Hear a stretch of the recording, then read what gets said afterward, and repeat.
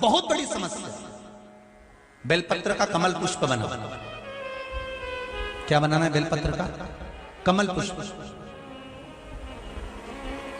ये बेलपत्र के 21, 31, 51, 108 बेलपत्र को एक साथ लेकर कमल पुष्प का निर्माण करिए महाराज।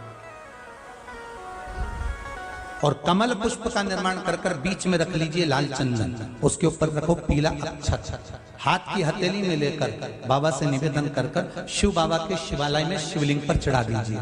शिवलिंग पर चढ़ाकर 7 लोटा पानी, 7 कलश जल शंकर पर धीरे धीरे अपनी कामना कर कर चढ़ाना प्रारंभ कर दीजिए। समस्या कैसी भी हो निपटारा होकर।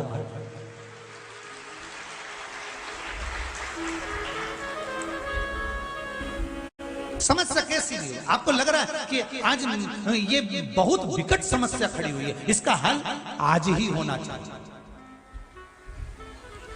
विकट समस्या में करना, नहीं तो तुम थोड़ी बहुत मेरी चाबी खो गई। विकट समस्या, भगवान भी कहता है ऐसी समस्या के लिए इतनी बड़ी चीज नहीं करना। ब्रह्मास्त्र हर कहीं थोड़ा ना छोड़ा जाता है। बोलो सही है कि गलत है? नहीं तो तुम जरा जरा सी जगह में ब्रह्मास्त्र छोड़ दो। अच्छा हुआ वो तो पुराने जमाने में श्राप चलता था, नहीं हाथ में पानी छोड़ दिया। आज के जमाने में चलता होता तो अड़ोसन पड़ोसन ही लड़ लड़के न्यूज निपट जाते हैं। वो लाई अंदर मटका में से पानी भर के ले, अभी की अभी तो निपटा दूं ले, और वो उधर से ही वो लेके ले तुझे निपटा दूं। वो तो भगवान तुमने अच्छा करा कि वो श्राप की प्रथा खत्म कर दी, नहीं तो ये इधर से देती वो उधर से देती, और बीच में जिसका मकान होता बापड़ा बीच में ही निपट जाता। तो धन्य है बोले।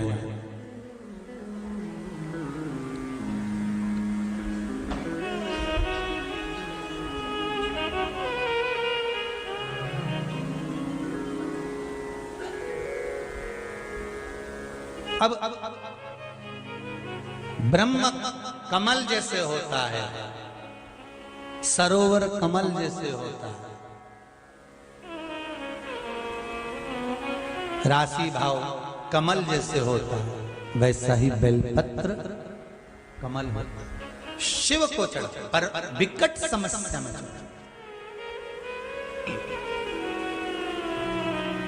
बहुत विकट समस्या। कितनी पत्ती का बनता है?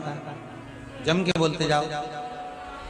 11, 21, 51, 108, इससे भी अधिक ले सकते। 111, 121, 151 आपका मन पड़े। पर बनने के बाद में वो पत्ती का जो चिकना वाला भाग है ना, सीधा भाग, वो शिव जी के शिवलिंग की ओर होना चाहिए। तुम्हारा मुख उत्तर की ओर होना चाहिए। कहाँ होना चाहिए? उत्तर की, जहां से जलाधारी से जल, जलाधारी का जल कहाँ जाता है? उत्तर की ओर जाता है ना। तो तुम कहाँ बैठोगे? दक्षिण में। कहाँ बैठोगे? दक्षिण में तुम बैठोगे, उत्तर की ओर मुख कर कर। तब वो भाग। किसी ने एक प्रश्न किया था, इन पर्चों में तो नहीं है पर भान में है, कि शिव की आराधना दक्षिण की ओर से बैठकर उत्तर की ओर करें, पूर्व की ओर से बैठकर पश्चिम की ओर करें, पश्चिम की ओर से बैठकर पूर्व की ओर करें, उत्तर की ओर से बैठकर दक्षिण की ओर करें। शिवलिंग तो चारों तरफ से गोल है, उसका फल क्या क्या? प्रश्न अच्छा है, प्रश्न बहुत अच्छा। पूर्व से पश्चिम की ओर, पश्चिम से पूर्व की ओर। अगर मान लो शिवालय में आप जा रहे हैं, आपका मुख पूर्व की ओर है, आप शंकर जी की आराधना कर रहे हैं, तो वो भाग भगवान शंकर पार्वती जी के साथ स्वीकार करते हैं। आप जो मांग रहे हैं वो मिलेगा, प्राप्त होगा। आपका मुख अगर पश्चिम में आप जाकर बैठ रहे हैं और पूर्व का मुख है तो आपको मिल रहा है। और पूर्व से पश्चिम की ओर यदि आपका मुख है और आप भगवान को कुछ दे रहे हैं तो वहां शंकर, पार्वती और गणेश का स्मरण चढ़ाओगे, मिलेगा।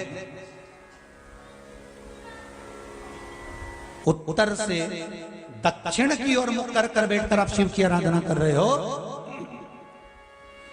कार्तिकेय, गणेश, पार्वती, शिव को प्राप्त कर रहे हो। आपका दिया गया भाग पितरों को भी प्राप्त होता है। पर जब हम दक्षिण में बैठकर उत्तर की ओर मुख कर कर भगवान शंकर की जब आराधना करते हैं तो केवल शंकर पार्वती या गणेश और कार्तिकेय नहीं, शंकर भगवान की अशोक सुंदरी, 5 कन्या, जया, विषहरा, सामरी, वारी, दौतली, देव और शंकर भगवान के जितने गण हैं और भगवान शंकर के दरवाजे पर रहने वाले द्वारपाल हैं, भगवान शंकर के उस जलाशय के सम्मुख में 33 कोटि जो देवता हैं, वो जब हम एक बेलपत्र भी अगर उत्तर की ओर मुख कर कर भगवान शिव को समर्पित करते हैं तो वो सारे देवताओं को स्वीकार हो जाती है और वो कार्य तुरंत सफल हो। दिशा का भी मूल महत्व है पूजन। जहां पानी बह रहा है, पानी जहां बह रहा है तो ये मान लो कि ये शिवलिंग है और ये पानी इधर बह रहा है, तो आप इधर बैठेंगे, इधर का पानी बह रहा है, इधर बैठकर इधर से आ रहा है। जब बहुत किसी चीज की जरूरत होती है और वो चीज नहीं होती, वो कर्म नहीं हो रहा, आपने बहुत प्रयास करा, तो कभी योग लग जाए कि अभी तक आपने शिव मंदिर में गए, पूजन अर्चना करी, आराधना करी, जल भी चढ़ाए और आपका कार्य नहीं बन रहा, तो आप दक्षिण में बैठकर उत्तर की ओर मुख कर कर भगवान शिव की आराधना करना चालू करो। 1 महीना कर कर देखो, करो आराधना शिव।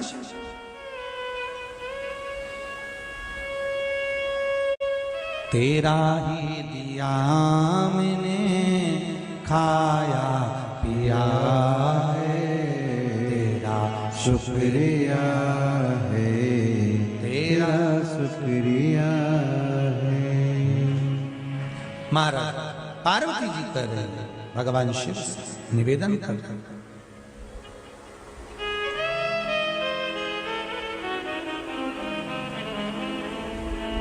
तप बल प्रबल होगा तब जाकर तो ये मरेगा तारकासुर।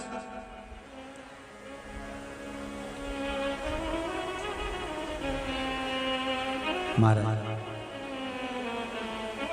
पार्वती जी का तप बल प्रबल था, इसलिए शिव मिले।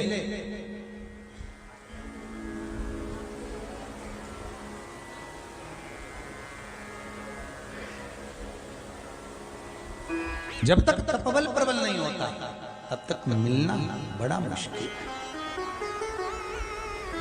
बड़ा महाराज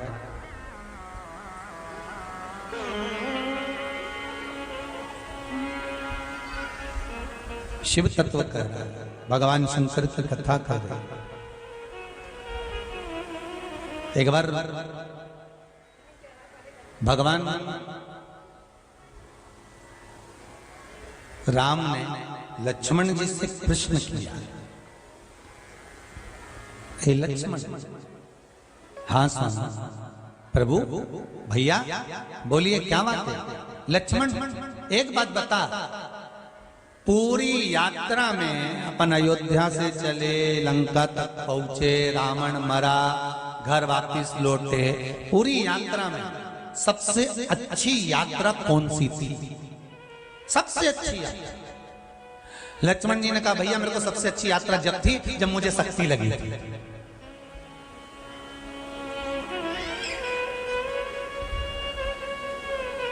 जब मुझे बाण लगा, शक्ति लगी, मैं भूमि पर गिर गया। राम जी ने कहा लक्ष्मण कैसी बात कर रहा है, वो तेरी यात्रा थी? हाँ भैया, जब मुझे शक्ति लगी मैं भूमि पर गिरा, हनुमान जी ने मुझे गोदी में उठाया, गोदी में उठाकर ले गए और आपकी गोदी में ले जाकर डाल दिया। इससे जोरदार यात्रा मेरी कहीं नहीं हुई। जो यात्रा ये थी उसके बराबर कोई यात्रा नहीं। ये यात्रा प्रबल यात्रा। लक्ष्मण जी से राम जी ने पूछा वो कैसे, इसमें क्या? लक्ष्मण जी कहने लगे भैया देखो हनुमान जी हैं संत। हनुमान संत, संत ने गोदी में उठाया, और संत की गोदी में उठकर भगवत भजन कर कर मैं भगवान की गोदी में पहुंच गया। इससे जोरदार कोई सुख नहीं हो सकता जीवन का। संत की गोदी से उठकर मैं परमात्मा की गोद तक पहुंच गया। और आप सबको एक खुशी होना चाहिए कि शिव महापुराण ने भी आपके साथ यही करा। संत की गोदी से उठकर शंकर भगवान की कथा को सुनकर, शिव की गोदी से शंकर भगवान की पावन कथा को सुनकर, संत की गोदी से उठकर आप भी भगवान की गोदी में जाकर बैठ गए हो। इससे बढ़कर कर कर देवी के नाम की 9 आहुतियां सूखे बीले की, मतलब बीला जो सूख चुका है, फल जो सूख चुका है, उसकी 9 आहुतियां अग्नि में शंकर और सती के नाम से, शंकर और शिव के नाम से समर्पित करें।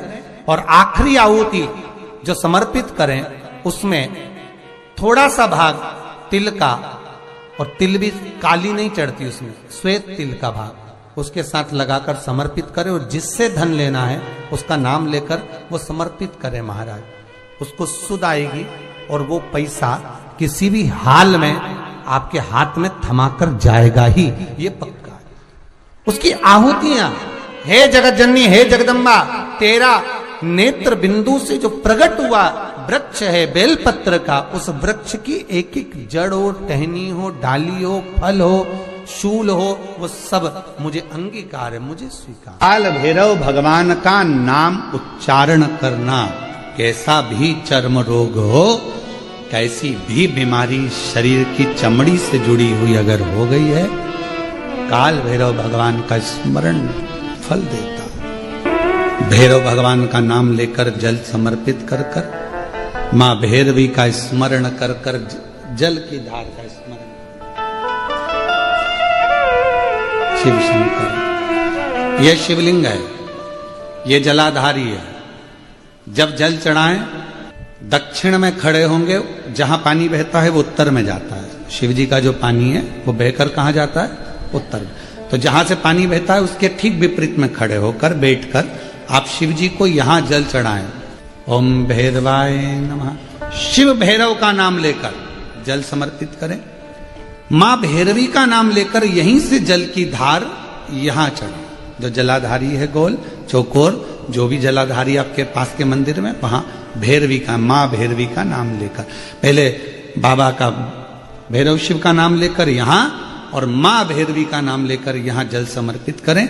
जो जल चढ़ता है उसी जल का प्रोक्षण अपने शरीर पर करें, या थोड़ा सा झेल कर लाकर उसको पूरे जहां जहां तकलीफ है पूरे शरीर में लगाना प्रारंभ करें। डॉक्टर की दवाई भी खाते रहें, इलाज भी कराते रहें, और साथ में ये बाबा भैरव का नाम भी लेते रहें।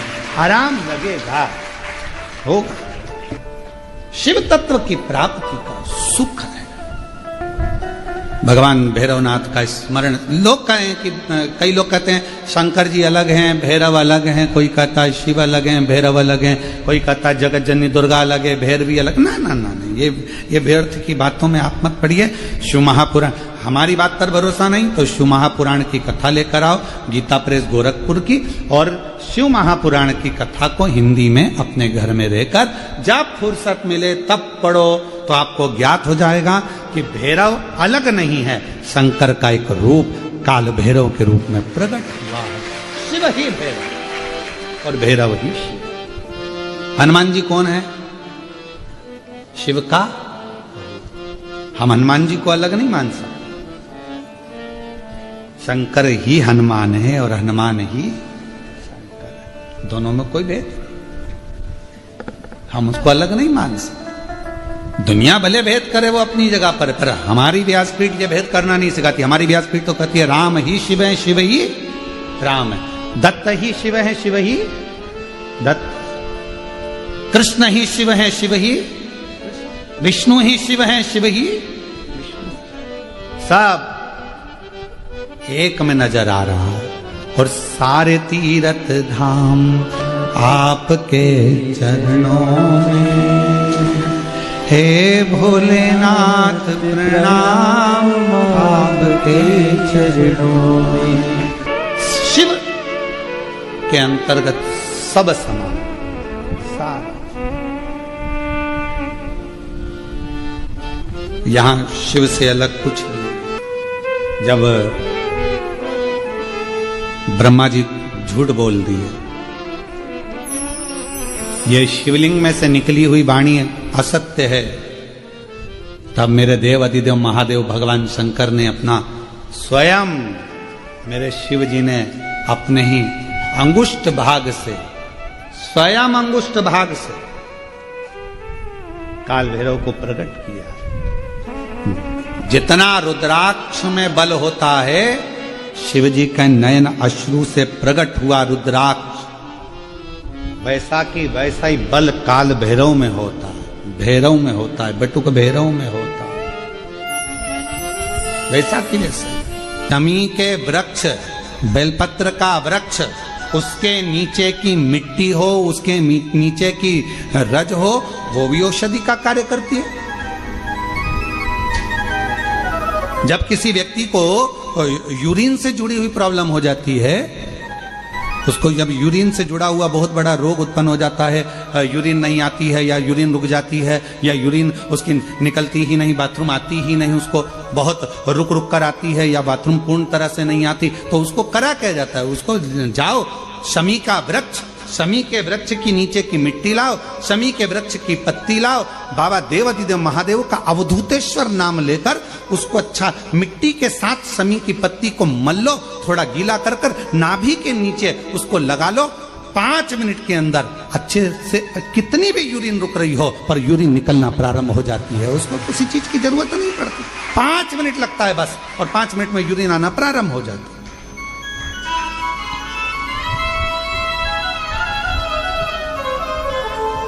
उस शमी का वृक्ष, वो शमी का पौधा, वो शमी का वृक्ष कोई साधारण नहीं होता। कहने वाले कह दिए शमी का पौधा यहां मत लगाना, शमी का पौधा वहां मत लगाना, शमी का पौधा, बेलपत्री का पौधा यहां मत लगाना, बेलपत्री का पौधा वहां मत लगाना, बेलपत्र को यहां मत लगाना। अरे भाई,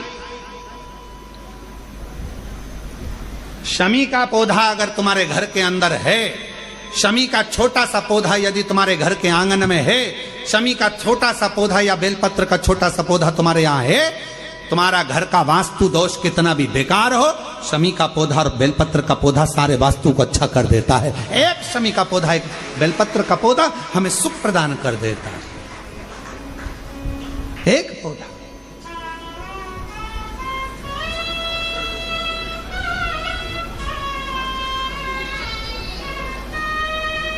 उस शमी के पौधे को ना पहचान रहे लोग, उस बेलपत्र के पौधे को ना पहचान रहे लोग।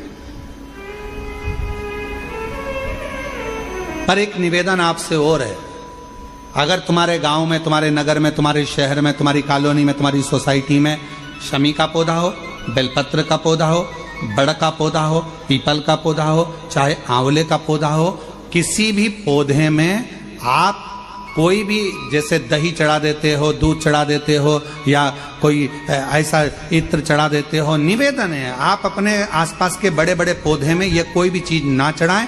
कोई महाराज कितना भी बताए, पर उस पौधे के अंदर आप केवल जल चढ़ाएं, केवल जल। आप उसमें ना दूध चढ़ाएं ना दही चढ़ाएं। क्यों? क्योंकि पौधे में जब दही जाता है तो दही जाने के कारण, इत्र जाने के कारण, तेल जाने के कारण, कोई सामग्री जाने के कारण वो बड़े से बड़ा पौधा सूखने लगता है। हमारा करवत्त निवेदन है आपसे, उस पौधे में जब भी बेलपत्र का पूजन करने जाओ, ना दूध चढ़ाना ना दही चढ़ाना, केवल जल चढ़ाना।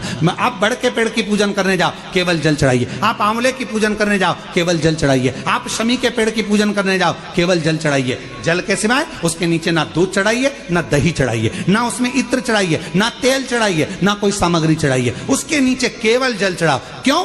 क्योंकि शमी ने स्वयं मंदार से कहा है, हे मंदार, शमी ने मंदार से कहा है, हे मंदार, जब कोई एक जल का पात्र लेकर हम पंच वृक्ष के नीचे आते हैं, जल का भरा हुआ पात्र लेकर आते हैं और जल समर्पित करते हैं, जब वो खाली पात्र हमारे वृक्ष के नीचे से जाता है तो वो खाली नहीं रहता, हम उसे लक्ष्मी से परिपूर्ण कर कर भेज देते हैं। ये शमी कहता है। अब ना जाने तुमको कौन कह देता है कि उसमें दूध चढ़ा दो, उसमें तुम दही चढ़ा दो, उसमें ये चढ़ा दो, उसमें इत्र चढ़ा दो। किसी का कहना मत मानो, आप शिव महापुराण का कहना मानो। एक लोटा जल शमी के वृक्ष के नीचे चढ़ाओ, बेलपत्र के वृक्ष के नीचे चढ़ाओ, चाहे आप बड़े वृक्ष के नीचे चढ़ाओ, चाहे आप आंवले के वृक्ष के नीचे चढ़ाओ, चाहे पीपल के नीचे चढ़ाओ, पर जल चढ़ाओ। इसके सिवा कोई सामग्री। अभी हमने देखा कई लोग, अभी दीपावली के पहले हमने देखा भारत के भूमि में कई ऐसे लोग हैं जो ना जाने कहां कहां से ऐसे लोग पृथ्वी पर आ गए हैं जो लक्ष्मी की पूजन करते हैं और अगले साल की लक्ष्मी को उठाकर पीपल के पेड़ के नीचे धरी आते हैं। आंवले के वृक्ष के नीचे रखे आएंगे, कहीं बड़ वृक्ष के नीचे रखे आएंगे। रोड के किनारे जितने वृक्ष लगे हैं, सबके घर की लक्ष्मी मैया, सबके घर की लक्ष्मी जी की मूर्ति, गणेश जी की मूर्ति, इस देवता की मूर्ति, उस देवता की मूर्ति, सारी मूर्तियां पेड़ों के नीचे रखी हुई है। तुम्हें कौन ने अकल दे दी ऐसी? तुम्हें अकल किसने दी ऐसी? कौन ने विवेक दे दिया कि घर की पुरानी मूर्ति को पेड़ के नीचे ले जाकर रख दो? तुम्हारे घर की पुरानी मूर्ति है, घर में एक बाल्टी लो, घर में एक टब लो, उस बाल्टी में पानी भरो, तुम्हारे घर की पुरानी मूर्ति उस पानी के अंदर डाल के रखो। जितने दिन में गल जाए, 15 दिन, 20 दिन, 25 दिन, जब गल जाए तब उस मूर्ति की मिट्टी को किसी पेड़ के नीचे ले जाकर डालो, पर अपने देवी देवता को किसी वृक्ष के नीचे ले जाकर मत रखो, उनका अपमान मत करो, उनको अपमान मत करो। ना जाने कौन ऐसा विवेक दे देता है तुमको, ना जाने कौन ऐसी बुद्धि दे देता है कि भगवान की अगले साल की मूर्ति को गणेश जी की उठाओ, पेड़ के नीचे रखिया, लक्ष्मी जी की मूर्ति उठाओ, पेड़ के नीचे रखिया, देवता की मूर्ति उठाओ, पेड़ के नीचे रखिया। नहीं, उस मूर्ति को अपने घर की पानी की बाल्टी में, पानी में उसको गलाओ, मिट्टी इकट्ठी हो जाए, तब पेड़ में डाल लिया, पेड़ में डाल। करोगे? अरे बोलो तो जम के कि यहां से सुनी और यहां से निकाल दी, बची कुची थी, कथा में से गए तो झटकार दी। घर के लोगों ने पूछा कथा में गई थी सी और कुबरेश्वर धाम क्या लेके आई? महाराज ने सुनाया तो बहुत कुछ था, पर समझ में नहीं आया करना क्या। समझो, हमारे देवता का अपमान हम क्यों करें? हमारे देवी देवता को लोग देखकर हंसते हैं। जब ड्राइवर गाड़ी चलाते हैं और पेड़ के किनारे पर जो मूर्तियां रखी रहती है, उनको तो मालूम ही नहीं है कि पेड़ के किनारे मूर्ति रखी है। उनने तो गाड़ी चलाते मुंह में गुटखा भरा हुआ है, तंबाकू भरा हुआ है, पिचकारी मार दी, वो तुम्हारे देवता पर गई। तुम्हारे को बददुआ नहीं लगेगी? तुमको अपशब्द नहीं लगेगा? जरा विचार करिए। इसलिए पेड़ों के नीचे मूर्ति रखना बंद करिए, उस मूर्ति को घर में ही बाल्टी में गलाओ, मिट्टी तैयार करके वो पेड़ के नीचे चढ़ाओ, स्वीकार हो। हमारी बात का लोगों को बुरा जरूर लगेगा, लग जाए तो फिर भी, वैसे भी हमारी बात का बहुत बुरा लगता है, तो इस बात का भी अगर बुरा लगे तो मैं हाथ जोड़कर निवेदन करता हूं, क्षमा करिएगा। पर हमारे सनातन धर्म पर कोई उंगली